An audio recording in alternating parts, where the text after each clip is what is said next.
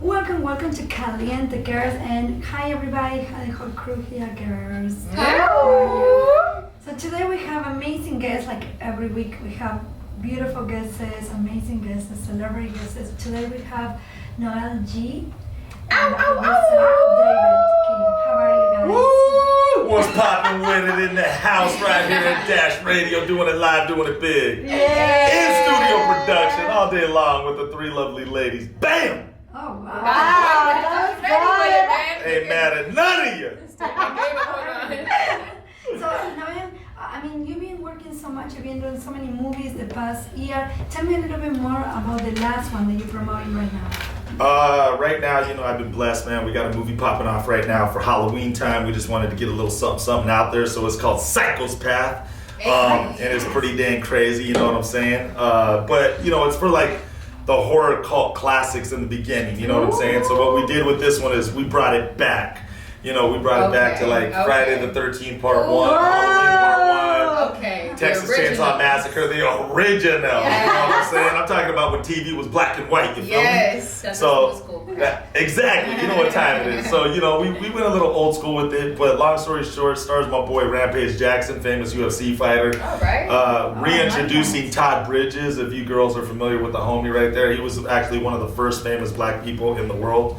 And long story short, man, it's just making some noise and it's popping off. So good things are happening with that. A Psychopath, you can follow it on the Instagram, a Psychopath movie, and that's what's up. Tell me a little bit more why you picked the name. I didn't pick it. Our writer/director picked it, so that's how that went down. The movie started off kind of as a joke, to keep it real. When we first started the movie, we said, let's just make a movie like, whatever, and see what, and then it ended up becoming like a real situation as we got deeper in the money.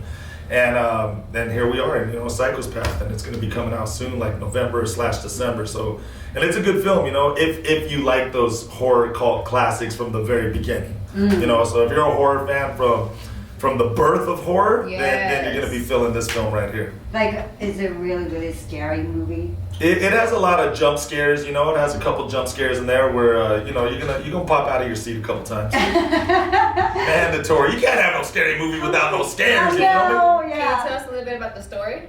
Just a little bit, not too much. Yeah, I don't want to give too much away, but it's about a psycho on a path. No. That's like the commercial. Yeah, that's the commercial version right there. But no, it's. I will give you this. Let me tell you this, which was kind of crazy. So when we shot this movie, there was Candyman, but our little secret ingredient, our special little spice in the recipe, is that this is one of the first movies ever with a black serial killer. Ooh, I remember the movie. Yeah, so yes. that's what's up. So, think of like a black Jason Voorhees, a black Michael Myers.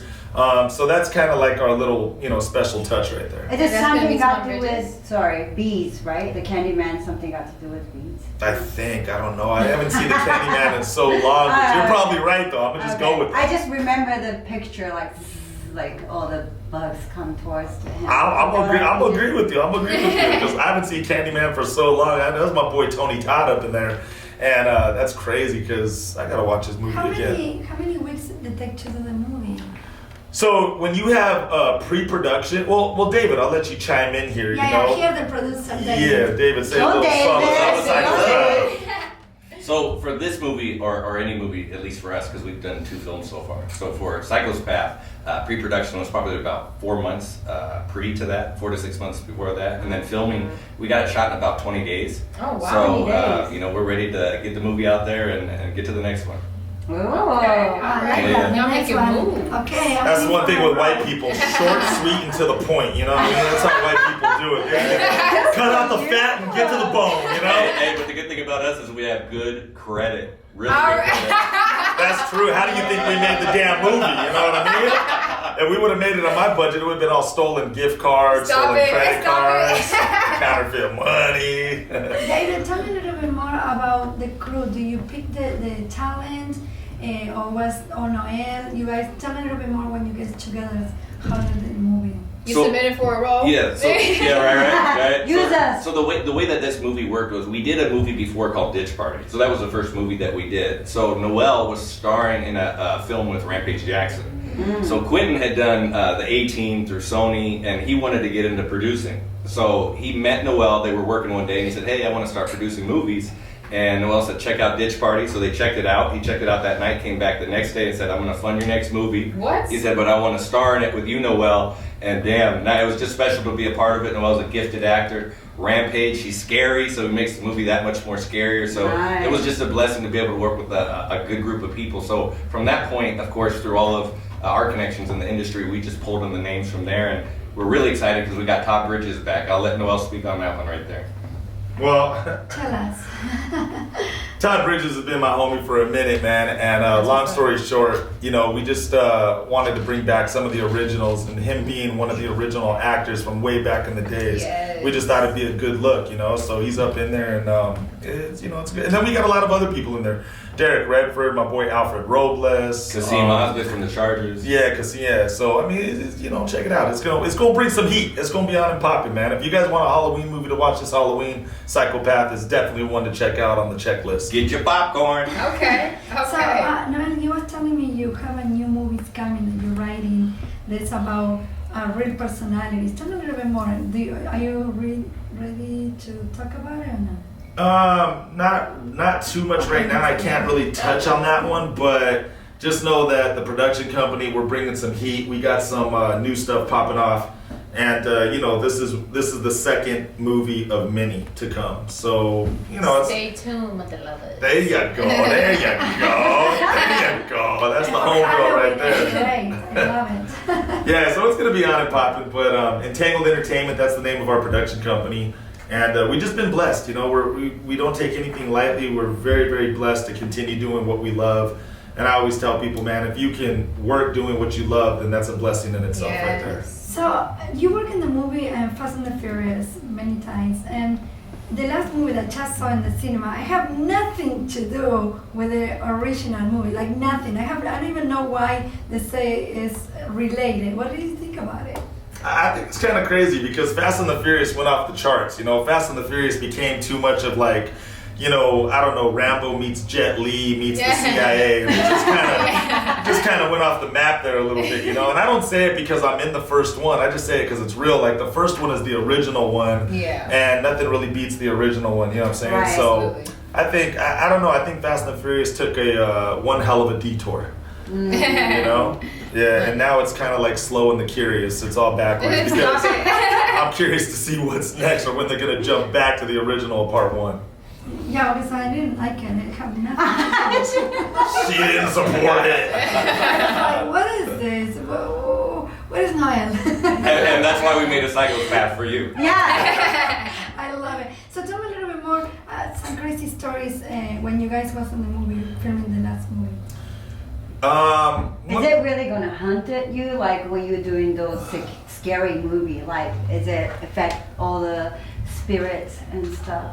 No, because this is more like a serial killer on the loose, you know what I mean? So maybe in part 2 we might make it like, I don't know, it's just, I'll give away just a pinch about it, and I shouldn't even be giving away this much, but I'm gonna give you guys a taste. I'm gonna let you lick the lollipop. Okay. What's up is it's gonna branch out into more because it's gonna follow a cult.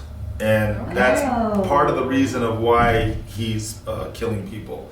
So we'll get into that a little bit deeper. So it might reach into that spirit world. It might not. That's not even for sure yet. Just saying you never know what direction or whatever way these movies can go. You know what I'm saying? It's like, and when you have complete control, it's kind of funny because you can do whatever the hell you want. When you got your own money making a movie. So, but that's why I always say, like, if no one's going to give you the opportunity, you give yourself the opportunity. You feel what I'm saying?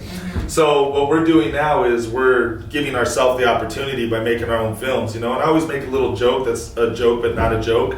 There's 2 ways you're going to make it in this business. Either a millionaire is going to believe in you and write you a check and say, go make your movie, or you're going to make your own damn millions, make your own movie and make yourself the star. You feel me? Yes. So I just kind of, I'm just going for it. And I always say, I got this saying, I take no credit for it because I heard it, but I think it's a very good saying, so I'm just gonna, but again, I take no credit for it, I'm just repeating something that I heard. Okay. But you live every day, you only die once. You know, a lot of people, I love that word. a lot of people say you only live once, and that's for someone out there. So you live every day, but you only die once. And so, you know, you gotta live life every day, and you gotta go make it happen, you gotta make it pop off, because if you don't take chances and risks in life, you're gonna sit there wondering why your dream is still a dream instead of your dream being a reality. And so I tell people, go make your dream a reality, you know what I'm saying? So you got to knock on doors, you got to take chances, you got to just, you know, you got to break the rules and find a respectable way to break the rules, but you got to make it happen. And I always say this last thing, the only way you're going to fail in life is if you quit in life. So if you never quit in life, you're never going to fail in life. So I tell people, go out there and get it, man. Make your dream a reality, because anybody can do it. If I'm some kid from the streets and I did it, then believe me, more people out there can do it than me, you know what I'm saying? That is awesome. Have you always had this mentality? Well, I grew up having the mentality by living my life in the way that it's went. So it became my mentality through experience of life, of just doing what I was doing when I was hungry and trying to make it in life. Does that make sense? Yeah, because people need to hear this, you know what I mean? People think that is, you know, oh, you know, one hit wonder, or, you know, it's supposed to be easy once I make the decision, but it's like, no, it's going to be a struggle, and you have to work at it day by day. No, and I appreciate that. That's a lot of love, you know, and that's what I tell people. Like, it took me 8 years to get my first film. 8 years. Wow. So this was no duck walk. It was no walk in the park, you know. And I always think to myself, what if I would have quit on that 7th year? Where would I be today? I'd probably be dead or in jail, straight up, straight out. Oh, no. So one of the things is like, you know, I just tell people, like, that's why you can't quit. You know, 8 years, man. Like, for the first 7 years, I went through, you know, BS after BS after BS. You know, there was blood, sweat, and tears. There were times where I wanted to give up, throw in the towel, say it's not working for me, it's not going to go down. I worked all kinds of 9-to-5 jobs. I worked at Walmart, Kmart, Olive Garden, Denny's, Toys R Us. I delivered pizzas. I worked at Burger King. I worked at all kinds of places, you know. But the one thing that I was willing to do was never quit on my dream of being an actor. And long story short, you know, in the 8th year, it finally popped off. I got a movie. I was able to quit my 9-to-5 job, and ever since then, I've never worked a 9-to-5 job again. So. Oh wow, That's so awesome. proud. Yeah. And that's why I tell people, if I can do it, you guys can do it. It's not going to be easy. It's going to be a tough road. But, you know, I always tell people like this. If you're not tougher than the next person, what's going to end up happening is if you're not willing to do it, there's 50 people behind you who are willing to do it. And you're going to see someone else in your position or your role because you were too lazy to go out there and get it yourself. True. So, So you you know, think just keeping it real facts. That's the problem. It's a lot of lazy people, and when things come to them, that's why people doesn't make it, or it's lack. Exactly. I mean, I think it's a factor of almost everything right there. You know, I think we do have a lazy generation, to keep it honest with you. That's just what it is. You know, I'm not saying that everybody's lazy, because there's some hard workers out there, and there's some non-hard workers out there. And the one who works harder than the next is probably going to make it before the one who doesn't work as hard. You get what I'm saying? True. Yeah, and what happens when you work so hard all the time, nothing comes out, and you're like, Trying to make your like strength strong your like life, that. trying to make it movies, and then it happens. That means it's not for you. Wait. Say it one more time. Because she was talking and then you were talking and I heard Charlie Brown. Well, I heard the teacher. And David, chime in here, bro. Back this up. David, say some stuff. Next question. Yeah, Go ahead. you know what? You know, one thing, I spent 10 years working at Warner Brothers Studios. And I would, you know, one thing I was always taught by my dad, because my parents are not from this country. So they moved here not even speaking English. And my dad has no education, and he built a gigantic company up in Oregon. And so the thing he always taught me was, he said, do you notice that a lot of people live here in America, and the women will get their nails done, right, at a salon where they don't speak English, but they're getting in a Mercedes going to a big home. But then a lot of the white people, their kids are, I'm just being real, and I'm white, they're lazy, right? So they come from a rich household, and the kids end up on drugs, end up in jail, just doing crazy stuff. So, you know, the biggest thing is that, you know, my dad always taught us is just work hard, be persistent. And there's a principle that says that you must fail often to succeed once. Yes. And once you break through that one time, that was his Fast and the Furious story. We needed Fast and the Furious, he auditioned for it, and he took the script. Okay, we don't want to share that story. We don't want to share that story. My point is if he wants to share the story, because I want him to feel comfortable, right? I don't want to say anything to make him feel uncomfortable, but he did something outside of the box that got him Fast and the Furious. And most people would walk in and never do something like that. But that's the type of dude that Noel is he always thinks outside of the box, and really that's a lot of the reason why we're at where we're at. So. I just want to piggyback off of one thing he said that I never forget a comment that someone made to me one time, and he said, "There's a million ways to make it in this business. You only need one to work." So that just tells you right there. There's so many ways to make it in this business, and one eventually is going to work. You got to backdoor stuff. You got to be tricky. You got to be strategic. You got to use wisdom. You got to be able to break rules respectably. And long story short, you're gonna make it. You're gonna make it. So I want to continue trying, going in my roles, maybe make a big star in it. You got this. You got this. Get it. Yeah. Maybe one day. Flo, you wanna ask anything? Well, Layla, if our friend Trish comes through, because we love you to death, you're in a movie. All right. Yeah. Game over. Go ahead. Okay, so how old are you, Noel? Huh? Oh man, he went there. He went there on me, man. Okay, well we'll just say this: you're not 30. I moisturize. Yeah. And you're I'm a young 38. I'm a young 38. You're a young 38. You're a young 38. And can you tell the audience who you are again? Because everybody knows who Noel G is. Yeah, so I'm David. I'm actually Noel's business partner. We run a company called Entangled Entertainment. Okay. And Entangled Entertainment, what does that consist of? So Entangled Entertainment, you mean what is the meaning of it? Yeah, what does it do? So the reason that we call it Entangled Entertainment is because we're believers. So at the end of the day, we believe we want to entangle people into the kingdom of God. And so what I mean by that is this, is that we want to inspire people, give people faith, and let you know that God put a seed in you, and get that seed out of you and share it with the world. That's it. That's what's up. Yeah. Well, now you opened up a new can of worms. So, are you a Christian-based company? We are definitely 100% Christian, absolutely. But we're a little bit different. One of the things Noel says that I really believe is we want to kind of be the Tupac of Christianity.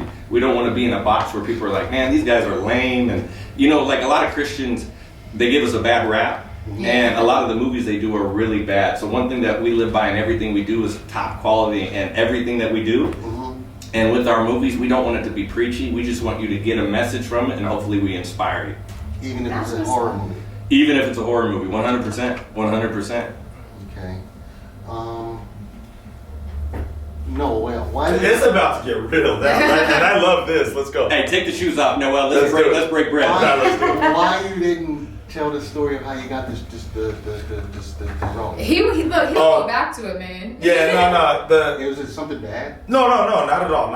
And I could share the story, but I'll be real with you 100%. It's not because I didn't want to share the story. I just didn't want him to share the story. Oh, so I said correctly. That's all. You know what I'm saying? Okay, so you tell me how you did it. Yeah. So long story short, and I'll try to make this as short as possible. I went into an acting room, and there's something that agents get, which is called a breakdown. So the breakdown explains what the character needs to look like and be. So this breakdown that I got said shaved head, Latino gangster from the streets of LA, something to that effect, right? So when I walk into an audition room, I see like 50 people who look like me. So I walk into a room where there's 50 other cholos who look like me, and we're all going out for the part, but they're only giving out the part to one person only. So what makes you better than everyone else to get that part when you walk into a room for one part, when you walk into a room and there's 50 people who look like you? So you have to do something to stand out, stick out, to make a difference, to make something pop off and happen. And so when I looked at everybody, this is what I knew. I knew for a fact that everybody was gonna come in respectful. Everyone was gonna come in because of the simple fact that, here David, keep the camera on me. So I knew that everybody was gonna come into the audition, and I knew that they were gonna do it like this. Hey, what's up, man? How you doing? Hey, shake my hand. Hey, what's up, man? How you doing, man? Pleasure to meet you. That's what's up, right? And so, knowing that they were gonna come in respectful, because they're gonna look at the producers like, oh my God, you're the one that can give me the part. The director, you're the one that can give me the part. I was like, I gotta find an angle. So what I did is I walked in street, and I said, hey, check this out, man. I said, I don't like the way you guys have this gangster talking from the streets. And I go, we don't talk like that in LA. So I go, when you guys write it right, I go, come back and let me know what's up. And I threw the script on and walked out. Wow. And the dude was like, yo, come back here. And long story short, we got into a 45-minute conversation, started talking, and I just said that on some whatever stuff because I just wanted to stand out. I wanted him to see attitude like from the streets, right? And so long story short, when I went back in the room, he's like, where you from? I was like, from LA, what's up? And he's like, oh, okay, what's up? And then next thing I know, we got into a conversation. And long story short, he was like, dude, you're real. And I was like, all right, cool, whatever. And then I walked out and I got the role. Wow. That's amazing, man. And I got that from watching Arsenio Hall. I was a big fan of Arsenio Hall back in the days. And all the interviews that you see and all the actors who made it, they all did something out of the box, out of the ordinary that made them stand out. You very rarely heard I went to an audition, got a part in a big role, and here I am on your couch. It was always like I stuck into this party to meet this person. I did something crazy at this audition to get that part, or I did something wild over here to get that. See, a lot of people get it twisted and they think that it's just you walk in, you do everything you're supposed to do, and you're gonna get it. But it's not like that. It's the oddball that just did some old crazy stuff out the blue, not even caring, and gets it. And then in this country, like you said, your father came here. What's your name again, bro? White David. I'll get you. White David. We're not gonna put the white or the black in it. You just David to me. So your father had no education, but he put a big old company together. That's America. Yes, sir. I mean, there's a loophole in everything. It's just a matter of figuring out what that loophole is. Right. And this is why the kids are dumbing down now, because they think that the loophole is the phone. Right. But you gotta hustle still. Right. You're a dad. I can tell you're a dad, huh? I said you're a dad. I could tell. Yeah, I'm a dad, but I'm a gangster. I'm in the streets. I know, I've hustled. I know what's going on. This is my show. Yeah. But you would think it's not because I'm just sitting behind a thing. You see what I'm saying? So Yeah. I know what's up. But there's a loophole in everything. I never wanted to be in radio. It just happened by accident. Wow. You know what I'm saying? So, and back to the story at hand. So you go in there and you be all gangstered up, and they love you, and okay, so you get this role. Okay, so how did you get your next role? So my next role, it always came from taking a chance, and I seen that works. Mm-hmm. So I did anything that I could to make myself different from every time that I auditioned for a role. Right. So long story short, and everything that I went out for too. Hold on, let's hold up this. Grab that camera and film him. Go ahead. She's gonna film you, so you don't have to do that, and I can pay more attention to you. Okay. Yeah. So and make sure you get the room too, because he wants the old aerial and stuff. Get producer. Okay, go ahead. So long story, but don't get the back of our heads either, though. You got to slide in so you get. Yeah, because he just wants his good profile. Okay. Yeah, I want all of our good profiles. I want everybody in the mix, and that's why I've been fanning it to make sure that everybody up in the line, not just me. Okay, we got just so we clear on that. Okay, I'll play with you back, homeboy. Let's get it. So long story short, though, yeah, it was kind of funny because what ended up happening for the next roles, and just to be honest, man, everything that I went in for was pretty much a gangster role. It was always Cholo 1, Gangster 2, Trigger. Right. So I was like, man, I thought I was here to act, you know what I'm saying? So it came pretty easy, you know what I mean? And then after I started getting known a little bit, it was easier to book roles. Yeah, because how do you feel about the stereotype of Hollywood that you gotta be this cholo, bald head, white t-shirt, or in the black it's gotta be, this fool that speaks Ebonics and always on some dumb shit. I mean, how do you feel about I could care less, to be real, man. When I first started, I had a gang of people telling me, don't take the gangster role, don't take the gangster role, you know what I mean? But you have to take it because that's what gets you in at first, to make the connections. Right. So it's kind of a saying of like, sometimes you got to do what you got to do until you can do what you want to do. So at that time, I was just taking those roles, and it was funny because people were like, don't do that, you're making Mexicans look bad, blah, blah, blah. I'm like, damn, well, if I didn't do it, someone else was going to do it, so I'm going to do it, whatever. I didn't care what anybody said. And you were because family. And whatever, and the checks were clearing, and I was me, but the point is that I didn't let nobody dictate my future. I dictated my own future by doing what I was going to do and what I decided to do. So long story short, I had a bunch of people, and it's funny because now some of those same people, without saying any names, they're 45 years old putting on fake tattoos and putting on hairnets trying to play a gangster role, when some of them were the ones telling me earlier, don't play a gangster. But now they older trying to play a gangster, and I'm sitting here laughing like, that's funny to me. Coming back to you for advice. Coming back to me for advice and asking me if I put them in a movie, and it's just funny, you know. So anyways, I don't really care about that because, you know, sometimes, like I said, once again, just to reiterate, you got to do what you got to do until you can do what you want to do. Now I'm in a position where I'm not saying, you know, this or that, but I'm in a little bit more of a position where I'm able to do what I want to do.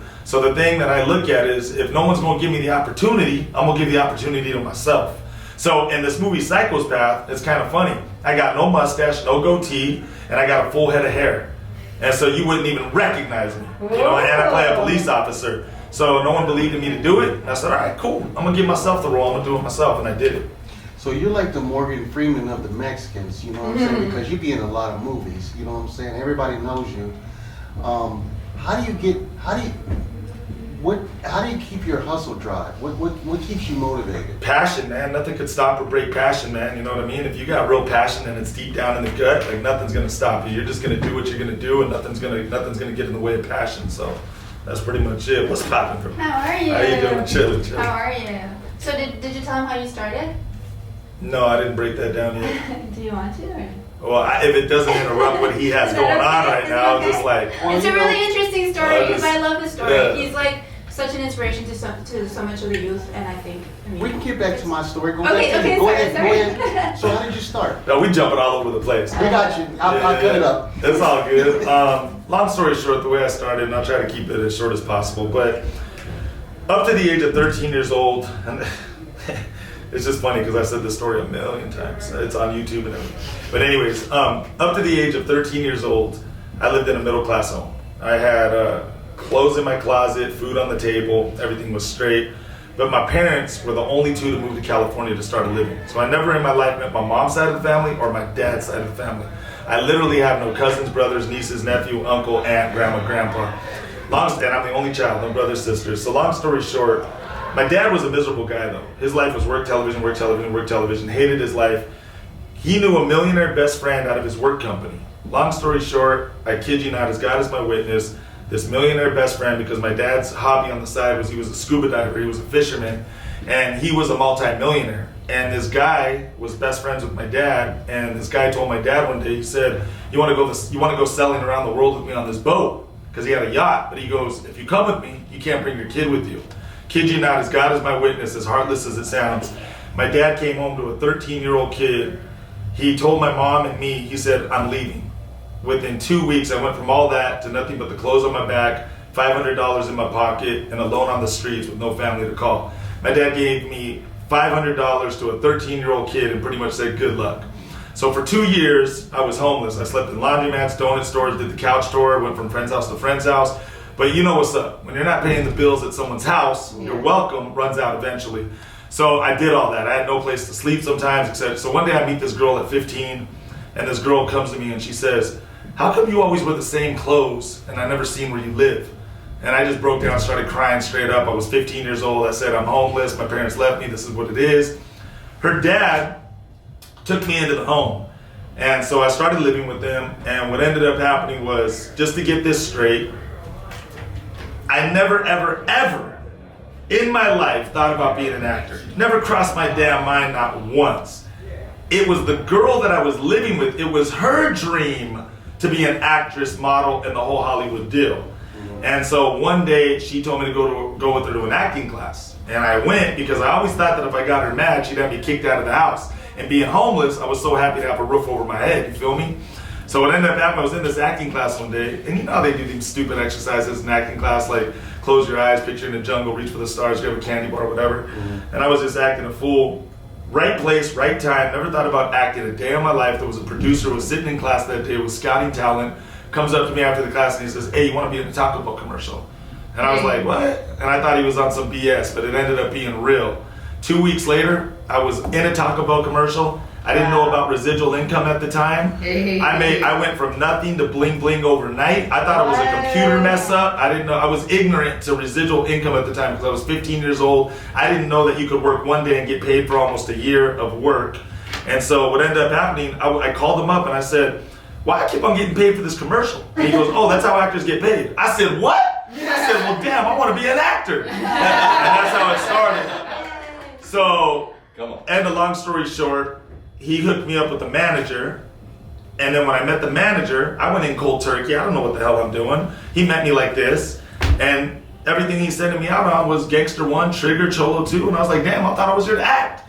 And then that's how I became an actor. And then it kind of flourished from there. So, That's great. So this right place, right time got hella. And what I will say, let me just say this last thing because I want to make this very clear. When I first got into it, I'll be straight up, straight out. I got into it just for the damn money because I never made so much money so damn quick. But as I started doing it as a life, you know, it became a true passion of mine. And now I do it for the passion of doing it. You know what I'm saying? The money is just good. It just comes with it. But all I'm saying is like, now this is all I want to do the rest of my life because of a lot of reasons. The impact we can make, you know, by being on TV. And not only that, I think we have the funnest job in the world. We get to do stuff like this. We're never in the same place. We travel. We always meet different people. It's never the same scenario. It's the funnest damn job in the world. So two key point questions. One, have you seen Pops since that day? Actually, yeah, for the first time 2 years ago. And how'd that go? Well, when he left me, I was very hurt and ununderstanding because I didn't know what's up. So I had a plan. I wanted to kick his butt and chew bubblegum, and I was gonna, you know, just work him to death, and I didn't care if I caught a case or what. But through life, I learned that, you know, you have to forgive people. And one of the main reasons why you have to forgive people is because one day in life we might need forgiveness ourselves. And so I didn't want to let forgiveness build up in me because that can build up to be a cancer, a sickness. You know, holding that inside of you could destroy you. You know what I mean? So I forgave my dad.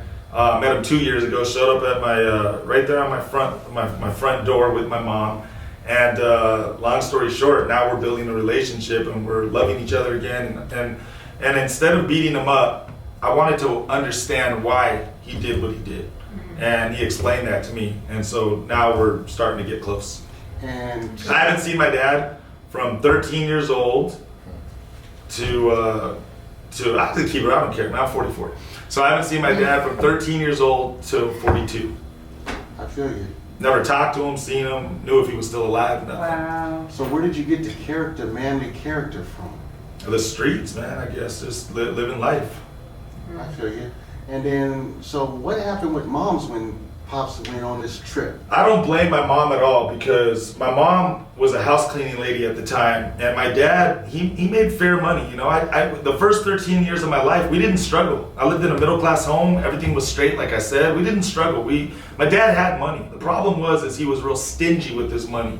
So what ended up happening was my mom was a house cleaning lady just so she could put me in like soccer and baseball and whatever sports I was in at the time or whatever. And it was kind of funny because I saw my mom struggle so much that it was just crazy because when my dad came home, my mom was just like, who are you? I don't even know you. Like I call it the 2 weeks of hell. My mom begged, pleaded, cried. I never saw a woman so hurt, so beat, so battered in her life. Said, what are you thinking? How can you leave our son? How can you, what type of man are you? Blah, blah, blah, blah, blah. So what I did was I went to my mom and I said, Mom, go with my dad. I found a place to live. My homeboy's gonna let me live with them. Because if she would have stayed, it would have been 2 homeless people instead of 1. Mm-hmm. So my mom took off with my dad. I don't blame her at all because I saw her fight tooth and nail to try to keep my dad to stay. And so long story short, when she took off with my dad, I don't blame her at all because I made her believe that I had a place to live for her peace of mind so she could be okay. But my mom was shattered. And but you know, then she got mentally abused by my father on the boat. And she came back into my life at the age of 18, 19 years old. And you're still together now? They got back together, yeah, just recently, like 3 years ago. Does that piss you off? It doesn't, because my mom, she has leukemia cancer. She's had it for about 15 years. She's at the end of her days, and I just want to see her happy. And if she's happy with my father, and that's where it's at, however that happened, I would say that's a miracle of God, because that's what God does. He works in mysterious ways. My dad could have changed over the years, whatever. But long story short, my mom dated in between, but none of those relationships worked out. and now she's back with my father. And it's crazy because my dad is taking care of my mom like the best I've ever seen. I think he has so much forgiveness, or like, you know, wants to prove himself so much. And I don't know what the right words, but he's doing everything he can to make up for what he did in the past. I feel you. And then, do you have kids of your own? Yeah, I got 3. So, what's the difference between you and your father's actions and what you do for your kids now? What's the major difference? I didn't want to be the same as my dad, but I had a wild lifestyle. I don't blame it on anybody but myself, but because of the streets and the street life and all that, one of my biggest sins was a male slut, just keeping it 100. I just had a vagina problem. And so, you know, I have 3 kids that I know of, and I'm in 2 of their lives, but I'm not in the other kid's life because that's a horror story with the baby's mom, so I'm dealing with that. But very close to my daughter, very close to my son, and I do everything I can for them. Wait, what is a vagina problem? Yeah, what is that? It's just another way of saying I just love women too much, and so, you know, Google it. I was So you had to go to PA and all that stuff? Nah, I didn't do all that. Right? You going deep Not now, that but serious, yeah. no, but I'm out there about this stuff because I'm past judgmental people and all that. And the way I see it now is like, if you're gonna judge me, I care less to hang out with you or talk to you anyways. You know what I mean? So my thing is, I just put it out there. No, I'm making a point that I just put my story out there on a not care level because I'm past not caring. You know what I'm saying? So. And then let me ask you something. Okay, so. You diving on me, but go ahead. We're getting into it. So when you what happened to Layla? Layla does the soft porn. You know what I'm saying?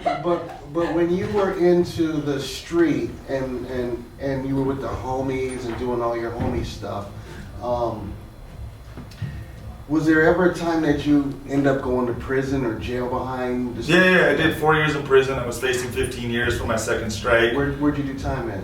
Oh, everywhere, man. I was in Corcoran, and then I was right here in the counties. County, yeah. And then 4 years. Yeah. I did 14. Okay, So yeah, I'm not asking you questions because I'm some nosy dude. I'm just I get it. We're on the same cloth. You know what I'm saying? But, where'd you grow up? I'm in from Watts. Oh, okay, that's what's Avalon. up. You straight out of What? Compton. Yeah. All right, cool. I got you. I didn't know that. Okay, and where you grew up at? Huh? Gardena. Okay, I got you. Okay. Yeah. So with that being said, you know, we're from the same cloth, just different race. You know what I'm saying? But same stuff. So getting back to growing up and going to prison and all whatnot. So you get out of prison, you say, okay, I did this 4 years, I'm done with this. And that's when you started acting, or how did that go? Well, I'm going to turn off my live because, people still on there. Yeah, just keep on. Okay. You guys still want to watch? That's the actor right there. That's the actor. You just gotta say cut, end scene. Yeah. End scene. This is too What? much, but Right, let them see. Go ahead, audience. whatever. Go I ahead. know. All right, what's up? Okay, I said, so you get out the pen, and then, okay, because when you go to prison for 4 years or 10 years or 5 years or whatever, not no 1 year, because 1 year you don't learn nothing except how to get back in prison. How did you get the mindset out of the prison life to fix yourself to get into civilian life? Because you know that's a totally different world, and that's a totally different mindset. So how did you get out of that mindset and to the part that you could act and make money legit?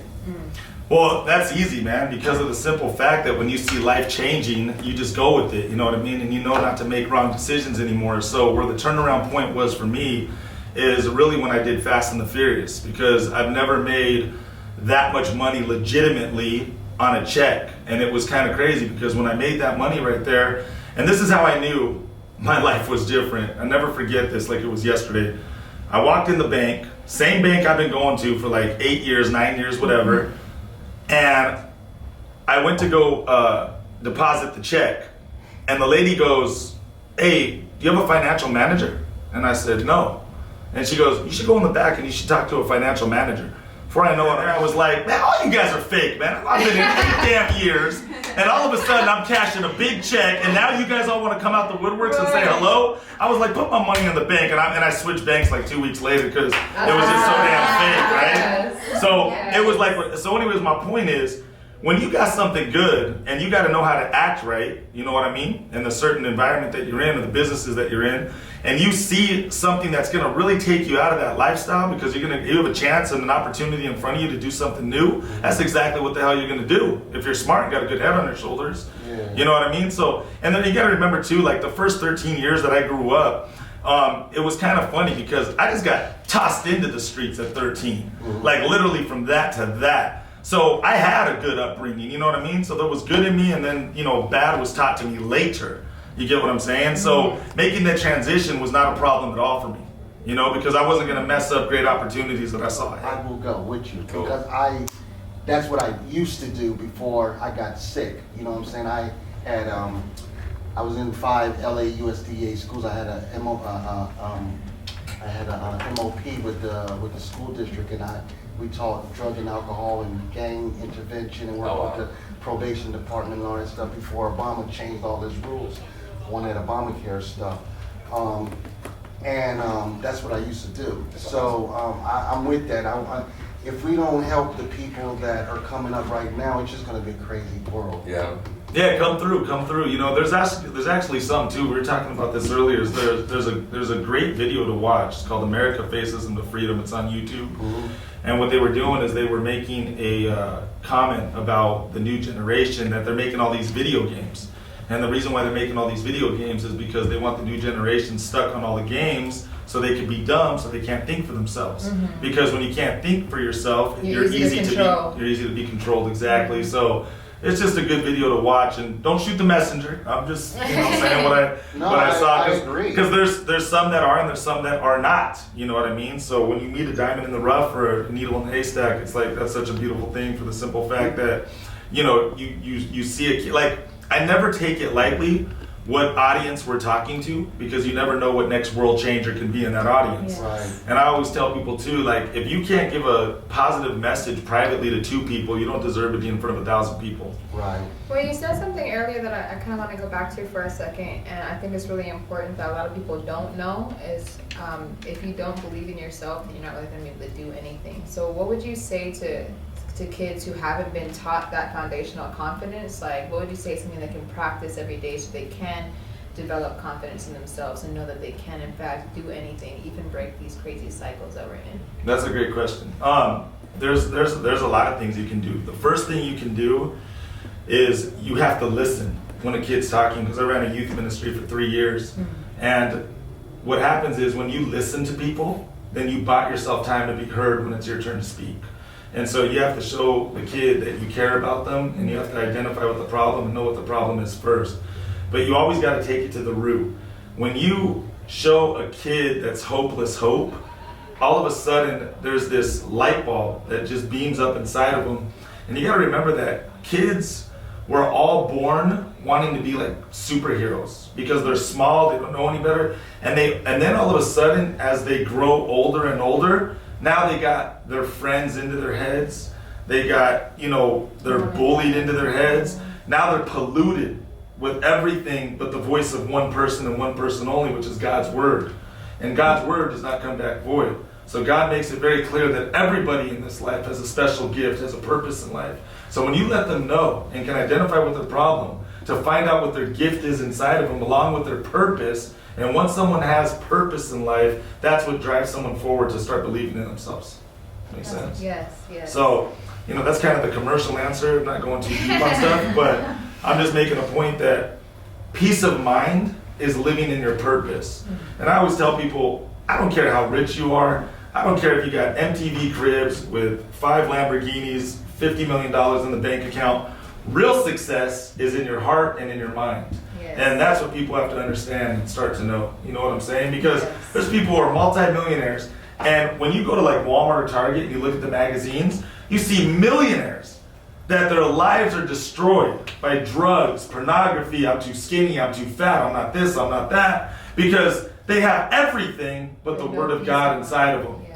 And that's why a lot of these people Isn't are that wrecked. crazy? Yeah. That people is miserable with so much money. So we have to start getting people to hear the word of God, and we have to go back to the roots, of discipline, because everything has become so undisciplined lately, where now it's like that's what a parent does. A parent guides a child because the child don't know any better. So as a parent, I know better for you. You're the child. You don't know what decision you're making right now.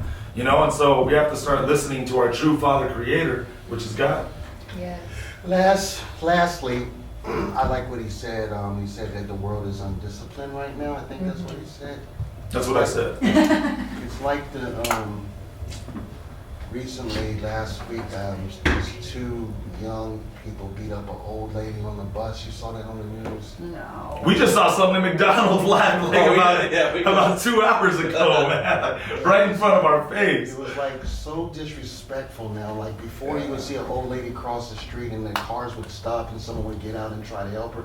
Now they just run her over and keep it mashing. Right. You Yeah. know what I'm saying? Because they probably didn't have insurance, but still, you know what I'm Right. saying? It's like this girl who became famous, the one who said "Catch me outside if you can" or whatever. That. She got famous for disrespecting her mom. Yeah. And now it's and that's so like someone should have slapped her ass. You know what I'm saying? Like it's just things like that are becoming so crazy now. And it's subliminal messages to the kids that it's okay to be like this. Yeah. And this is what's making it hard for parenting.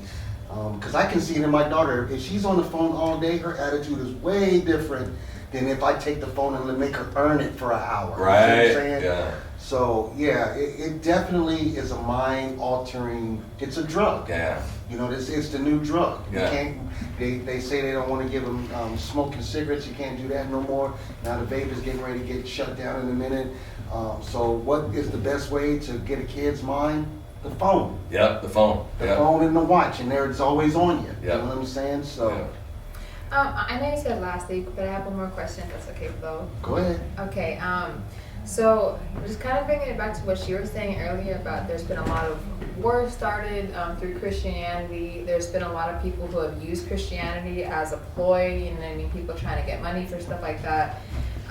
Like these huge mega churches and televised churches and stuff. And then also you have the opposite influence of just like craziness and destruction in the media and all that type of stuff. So how do you combat all of that, like the fake religious people and then also like the opposing force while still keeping your authenticity, while still finding a unique way to even draw people to God? I love challenging questions because what I would love to do is I would love to get the top Muslim person, the top Church of Scientology person, the top Jehovah's Witness person, the top Christian, and have them talk it out, you know what I'm saying, with respecting each other and hearing why and this and that. Because the point that I'm saying is when, I ain't gonna lie, like when I heard certain things about God that I didn't understand, I used to get upset. But then I said, well, let me kick back for a minute. Let me understand why you said what you said, instead of getting upset about it, and let's see if it makes sense to me. And so one thing that, and we all believe the way we believe. I never push my belief on anybody else. I want to make that clear as day. But I believe that religion was man-made for power. I believe that it's a personal relationship with God. Because when we stand in front of God, it's only going to be you and God. It's not going to be you and your best friend, you and a pastor, you and a priest. It's going to be you and God. And long story short, you're going to have to answer for yourself.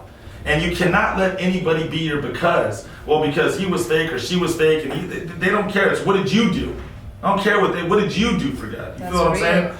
So to answer your question, I don't believe in religion. I believe in a personal relationship, and no one's perfect. So if you have a mega pastor that does what he does and he ends up using the money to be crooked, that's on him. It's not on you, because God knows that you gave the money for the right reasons with the right intentions. Went to different places that they just get frustrated with the whole process, and then they just fall out. Yep, I agree with you. Well, go ahead. No, I was just going to touch on say, something. again, you're going to find hypocrites everywhere, and I agree with what you say. And I have a friend of mine who's agnostic, right? Doesn't believe anything. But the one thing he told me is, he said, David, he said, the truth always sounds different. And that's so true. It's like when you have I'm a father, right? So when my son tells me a lie, I know a lot because the truth always sounds different. And so you just got to get into a quiet place alone and find out that truth. And we don't ever try to, convince anybody or sales pitch anybody. Because at the end of the day, Jesus said a quote, and it's so powerful. He says, according to your belief, be it unto you. Which means I can't change your belief.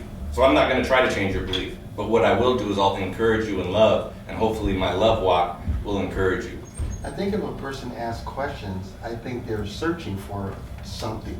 It's not like they're closed off to it, but I just think that if you have a person that says, well, what about, I think that's an open door. That's awesome. No, it's the best thing in the world, because I always tell people when I go speak, I say the stupidest question that you can ask is the one that you do not ask. So if they don't know something, they need to ask, you know what I'm saying? But I also wanted to get back to what you said real quick, just to piggyback off of what David said. One thing that I have realized is that a lot of people come to the church as a crutch. And yes, some of them are using help, but they want the help, but they don't want to be obedient. Because when I was at my church, I never forget this. One time, I was going to my church for about 7-8 years. And one time I was at my church, and I never forget this. I saw this gangster dude. He had devil horn tattoos on his head, and he was in the parking lot leaning against his car, and his baby's mom was literally in the passenger seat, and they were right there, and it just looked like they were sad, right? People were walking into church, and I never forget this. I walked up to him, and I was like, "What's up, man? How you doing?" And he's like, "Oh, dude, I was like, what's cracking?" And we got into like a 45-hour conversation. Church was going, and I was outside in the parking lot talking to homeboy, and I heard his story. And he came off so heartwarming and so, righteous in that moment, and so caring. And I was just like, dude. So I ran in and I got the assistant pastor, Pastor Gilbert. And I said, Pastor Gilbert. I said, dude, there's a dude in the parking lot right now. He has no job. He's out there with his baby's mom and their baby. And I was like, dude, we got to help this. And I just went on and on and on. Like, we got to help this dude. Like, we got to do something for him. And I never forget, Pastor just listened to me and he goes, "We've already tried to help that brother." He goes, "But the problem with him is that everything that we done is like, we got him a job, and then he had an excuse not to go to work. Then we did this again, and then he had an excuse. So it's like we went out of our way to help him, and you can't help the ones who don't want to be helped. So sometimes there's just people that come into church because they just think that they can use the church. Right. You know what I'm saying? And so that's where the conflict comes into play, and that's why I talk about you really have to get to know someone of who you're helping. And one of the smallest things, I'll just say this last thing, I never ever forget this like it was yesterday, and this was a real eye-opener for me. I remember one time we were in a gas station, and I was helping my pastor, I was putting in the gas in the car, and this bum walks up, and he was like, yo, man, let me get some money, man, I'm trying to get home. And my pastor pulled out a little bit of cash that he had on him, and he goes, "Of course, brother." He goes, "What are you going to use the cash for?" And he goes, I'm gonna get a drink and a smoke." And my pastor went, "Ooh." He said, "That was the wrong answer." He said, "If you would have said you were going to get a Gatorade and a sandwich, I would have gave." But he goes, "I can't give you the money if you're going to get a drink and a smoke. I can't help you in that way." And he put the money back in his pocket. And the bum was like, "Oh," and started cussing him out and walked away. So you got to know who you're helping. So the problem is a lot of people come to church for the help, but if they don't get the help in there right away, forget this church, I'm out. I'll go to the other church. I'll go to the stupid church that's going to help me in the first week, and I'll be a crutch, and I'll use them as long as I can until the church realizes we helped the wrong people. Mm-hmm. And so that's why I say, man, like, that's why like in our business, I always tell people, man, I've learned in business, I will not do business with anybody unless I do a heart check and a personality check first. Because the old Noel in the streets, I used to talk to a cat for like an hour, first 5 minutes, and they had the gift of gab, and we'd be chopping it up, and I'm like, dude, I want to do some business with you, and I didn't even know the fool. And fast forward in life, you learn from your mistakes, and long story short, now I'm like, nah, I really got to get to know you, man, before we engage in business. And if your heart ain't right and your personality ain't right, we could be friends. I go with you when we go get a drink at Starbucks, but that's about the farthest it's gonna go. You gotta go. You got to bounce, homie. So, I get what you're saying, but some people come to the church because they see it as, I'll get help for as long as I can and play them as long as I can. And then when I find out, now the church is the bad guy, when really they were the bad guy. Yeah, some people are professional victims. No, that's what I'm saying, and that's why we could go on and on and on. This could get deep, which I'm with it. But I'm just letting you know, like, I'm We're gonna have to have a part 2 of this. Yeah, that's what me and David. That's what me and David. And just to put this out there, man, we're not perfect in any way, shape, or form. We make mistakes like anybody else. But the one thing that I say is, like, even when someone says Christian, it's kind of funny because even Christians have there's what's the best way to say this?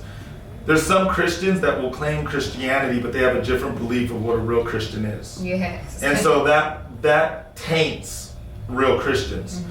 So sometimes I don't even like to say it that way, but we have to say a word, Christian, to identify with the belief of the belief. Does that make sense? Yes. And so that's why, we say Christians. But if I was really to put it out there like this, I would say I'm just me. God is just God, and I'm in a personal relationship with God, and I'm doing the best that I can for my Father/Creator, which is God.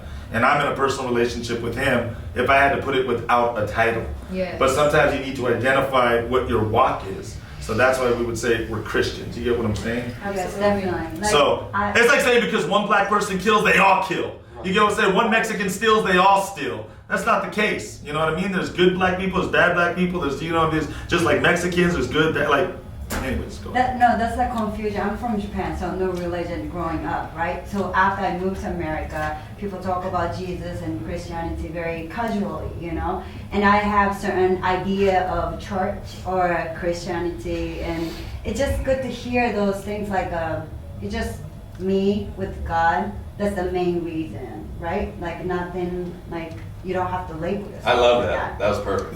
Yeah. That was perfect. I love that. That's very, see, God's doing something right now, right here. You know what I mean? No, It's it just like changed my mindset too. Like I already have the idea of what's Christianity, and I could be something. I have some wrong ideas too. Yeah. Of it. And that's what we want to do with our life. Is we want to be the best example to what we could be, and lead people towards the light. You know what I mean? And I'll give you this one quick story, and I'll make it very, very quick.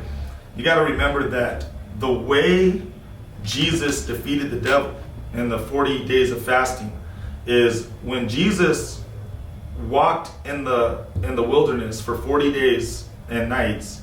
He walked because he wanted to spend intimate time with his Father, to block out everything else so he can hear from his Father directly. And after the 40 days was done, the devil approached him, said, "Hey, you're tired? You've been in the wilderness, you haven't ate, you haven't drank. Why don't you just go ahead and turn this rock into bread?" And Jesus said, I can't do that. I can't turn the rock into bread because I can't do that. And the devil said, "Why not?" He goes, "It's harmless." He goes, "You're hungry, you haven't ate. Like, I know you want some food, just turn this rock into bread, just give yourself a little something to eat." And his defense was, "I cannot, because it is written by my Father that I cannot use my power in this way."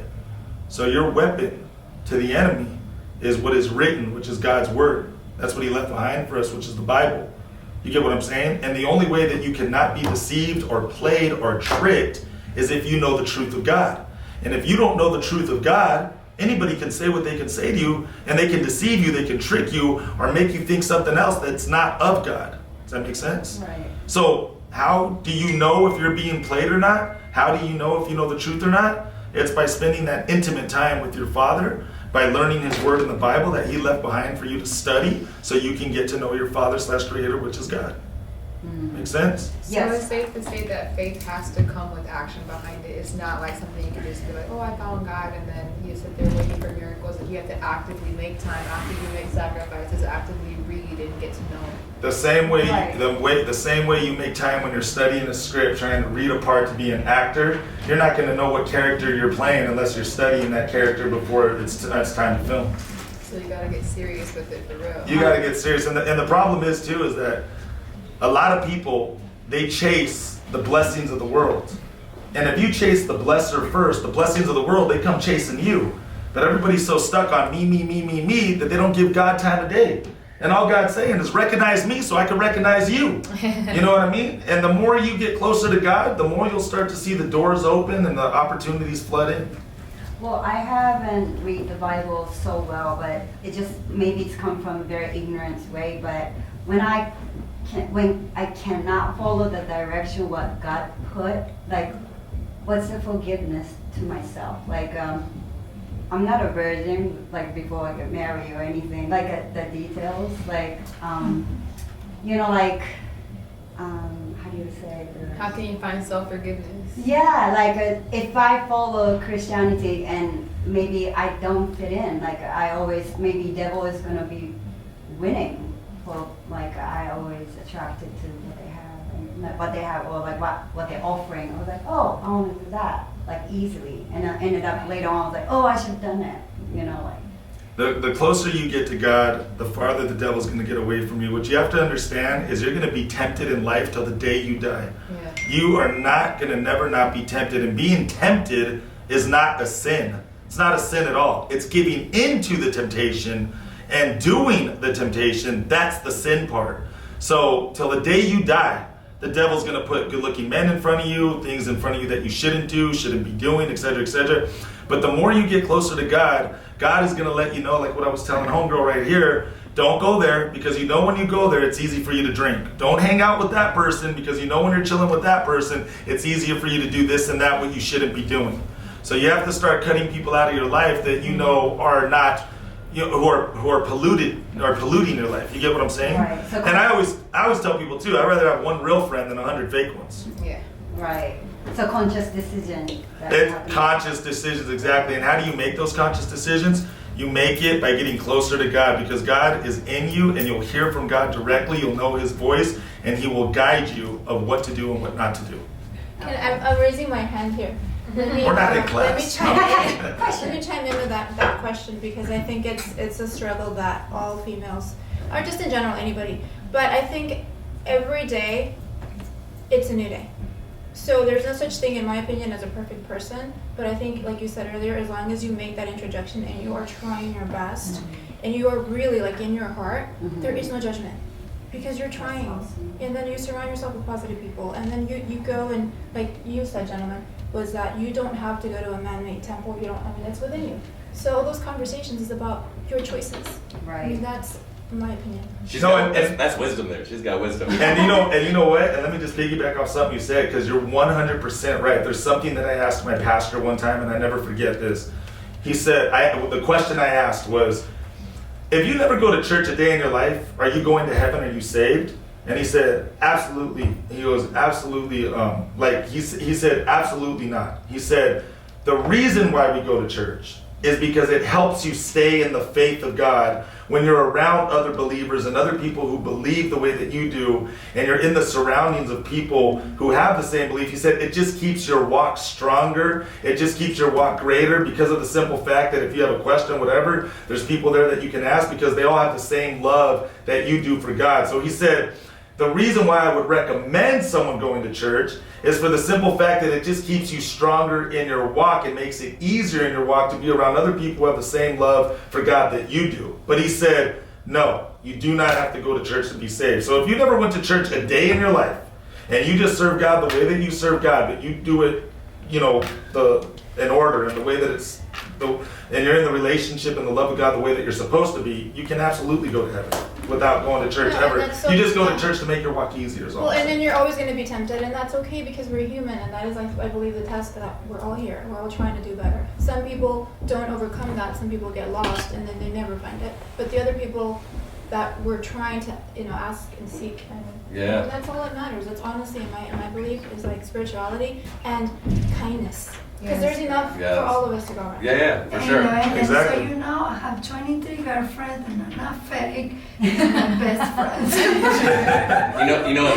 That's a cool Trish thing. is my favorite. Yeah, but that's the cool thing too, is in America we have this vision of God, of this angry man in the sky. You're sinning. Right. You're evil. You're going to hell. And you see those people on the sidewalk who hold up signs that they say, "You're going to hell if you don't believe." That's not God. And then if they get upset them, they throw things at you. Yes, and so let me tell you this. persecute, That's why like- God says, if you can have all the gifts in the world, the gift of gab, you can have all these things. He says in the Bible, but if you don't have a heart of love, you don't have It's me. worthless. So we're recognized by our love, not by our condemning. Because guess what? You take me alone, or me and Noel alone, and you go through the day with us, we'll be hypocrites to you, right?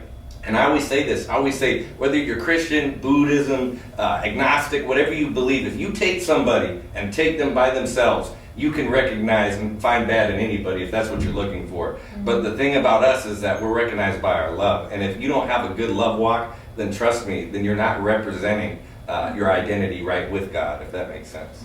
Yes. I know everybody. I really, It's all really love. needed this today, you guys. Thank Yeah, you so much. thank for you. real. No, it's all love. It's all love, and that's how God does. He works, in mysterious ways. He works miracles, and it's just awesome because that's who we really should be talking about. Thank You know what? I'm for gonna the say, I show. have to say this and then I'm done. So Never be this done. this for like the next 5 minutes. So I was actually on my drive over here, and there was this. Everything was just one of those days where it's like, oh my gosh, can anything else go wrong, right? So then I was thinking to myself, I'm like, wow, I haven't meditated. I haven't done my my spiritual stuff in a couple of days because I've been busy. Me too. And then I come in and I hear this and I'm like, yes, you are listening. So thank you guys for sharing and I appreciate it. So thank you. No, that's awesome, and we thank you guys for listening. That's awesome because, and we also thank you guys for your open hearts, your open minds, to hearing, and I think God did something here and now, for all of us, Thank you for doing all the whole show, man. Oh. And even ourselves, even ourselves, like doing this stuff helps us too. Iron sharpens iron. So, the last thing I wanted to say was just this, and I'm going to be done after this. There's a scripture in the Bible, and just because I know a scripture here and there, it means absolutely nothing. So I just want to put that in the clear. But there's a scripture where it says, many lips will be close to me, but their hearts will be far from me. So that was just to piggyback off of what David said. So if your heart is really, really there with God, Jesus Christ, then you're doing it right. Because there is no, right or wrong in serving God. It's just having a heart trying to do it right, or, being about it. Like being real about it. So. Woo! All right, I don't mean to ask you an off-topic question, but when's your birthday? Oh, it's coming up, so I'll give you guys all my address for the gift. October 14th, so that's my birthday. It's around the corner. You're a Libra, right? Libra. Yeah, Southsider. Libra, yeah. Oh wait, and a really, really quick shout out. Noel's got a line of shoes that are coming out. Vlado, shout out Vlado shoes. Oh, that's what's up. Yeah, we got Vlado shoes in the house, man. We're doing some big things with Vlado, man. They're going to be sponsoring us. We're going to be making our own shoe line. And so that's going to be off the hook. So we got to give a little shout out to Vlado because they're going to be, you're going to start seeing a lot of them around the corner. So they're going to be like the new Nike. And, Jill? That's what's up. There it is. That's what's popping. Yeah. So we just left her spot and came over here. So, long story short, man, Vlado shoes, we just wanted to make sure that shout out got up in there. So order your shoes at vladofootwear.com. They got some really cool stuff, a lot of neat stuff, and they got shoes for girls and guys, so keep it out. Okay. They don't discriminate. Where's my shoes? Yeah, where's my shoe? Well, thank you so much for coming, Noel. Say your Yes. Instagram and YouTube, David. I'll let David close out first. I'll close out after you. Yes, number one, thanks for having us here. My Instagram is KingDavid31281. It's KingDavid31281, and that's not my social security. That's what's popping, man. Thank you guys. A lot of love, man. I just want to tell you guys that it's been awesome being here. Thank you for allowing us to share. We thank you guys for your time. It's been so awesome, man. It's something that I always like to close with. I'm going to say this first. If you guys want to keep up with me on my Instagram, Actor Noel G. That's Actor Noel G. And long story short, I'm going to close out with these last words. Thank you to all of you guys here at Dash Radio. You guys have been awesome. This is like the view on radio. It's awesome. It's awesome. That's what I'm saying. The Kaliente girls, they're hot, spicy. They ready. They bringing the heat. Made me nervous for the first time in the interview. You know what I mean? It's in the house today. Here always follow us everywhere. Thank you, Trisha, for coming. We love Trish, man. Trish is our homegirl, our people, my sister she has become. Got mad love for you, comes Trish. late, so- And she always comes to support. I know, she's a true Latina. You knew she was going to come late. She had to make an effort. That's how Trish does it. She came in through the back like the good fellas in the kitchen. Stop it. That's all good. That's Trish. That's our road dog right there. But long story short is I'll just leave you with this last thought, last words. Remember this at the end of the day if you remember nothing else. God cannot bless disorder. Ooh. The more that you start to put your life back into order, the more the blessings start to fall into place. So the way that I like to say it is God first and the rest will work itself out. Much love, peace, and I'll see you guys all at the top in heaven. Yeah. Yeah.